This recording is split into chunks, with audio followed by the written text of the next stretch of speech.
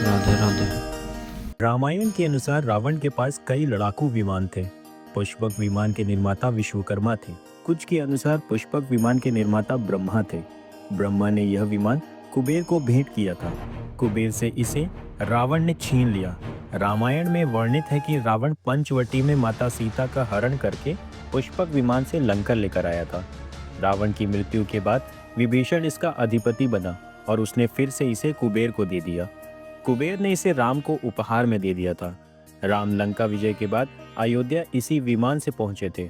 उल्लेखनीय है कि लंका में लड़ाकू विमानों की व्यवस्था प्रहस्त के सुपुर्द थी। यानों में ईंधन की व्यवस्था प्रहस्त ही देखता था। लंका में सूरजमुखी पौधे के फूलों से तेल निकाला जाता था, जबकि अमेरिका में आज के समय में जेट्रोफा पौधे से पेट्रोल निकाला जाता है।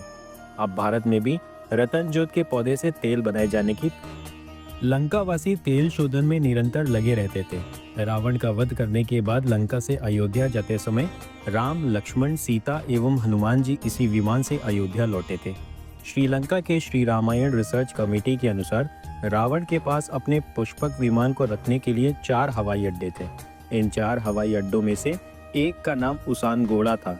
इस हवाई अड्डे को हनुमान जी ने लंका दहन के समय जलाकर नष्ट कर दिया था। अन्य 3 हवाई अड्डे गुरुलोपोथा, तोतुपोलाकांदा और वरियापोला थे, जो सुरक्षित बच गए। वाल्मीकि रामायण के अनुसार पुष्पक विमान मोर जैसी आकृति का आकाशचारी विमान था, जो अग्नि वायु की समन्वयी ऊर्जा से चलता था। इसकी गति तीव्र थी और चालक की इच्छा अनुसार इसे किसी भी दिशा में गतिशील रखा जा सकता था। इसे छोटा बड़ा भी किया जा सकता था। यह सभी ऋतुओं में आरामदायक यानी वातानुकूलित था।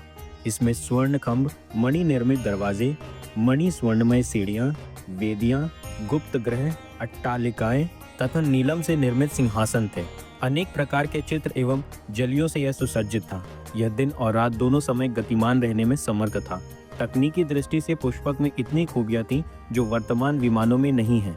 ताजा शोधों से पता चला है कि यदि उस युग का पुष्पक या अन्य विमान आज आकाश गमन कर ले तो उनके विद्युत चुंबकीय प्रभाव से मौजूदा विद्युत व संचार जैसी व्यवस्थाएं ध्वस्त हो जाएंगी। पुष्पक विमान के बारे में यह भी पता चला है कि वह उसी व्यक्ति से संचालित होता था जिसने विमान संचालन से संबंधित मंत्र सिद्ध किया हो। मसलन जिसके हाथ में विमान को संचालित करने वाला रिमोट हो। शोधकर्ता भी इसे कंपन तकनीक यानी वाइब्रेशन टेक्नोलॉजी से जोड़कर देख रहे हैं।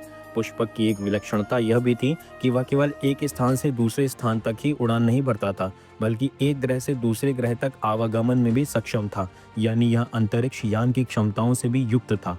इस विवरण से जाहिर होता है कि यह उन्नत प्रौद्योगिकी और वास्तुकला का अनूठा नमूना था। आज का हमारा यह वीडियो आपको कैसा लगा हमें कमेंट करके बताएं। साथ ही चैनल को सब्सक्राइब करना ना भूलें।